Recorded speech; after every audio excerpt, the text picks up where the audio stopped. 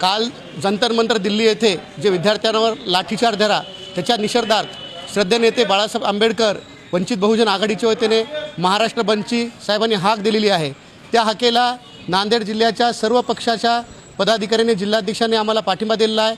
आम्हाला शिवसेना उभाटा गटाचे बबन बारसे असतील, प्रकाश मारावार असतील, राष्ट्रवादी काँग्रेस शरद पवार गटाचे भगवानराव आलेगावकर साहेब असतील, काँग्रेस पक्षाचे जिल्हाध्यक्ष डॉक्टर विठ्ठल पावडे, शहर अध्यक्ष गफ्फार भाई यांनीसुद्धा आणि तसेच मनसेचे मॉन्टी सिंग, आमचे शहराध्यक्ष शफी भाई यांनीसुद्धा पाठिंबा दिलेला आहे।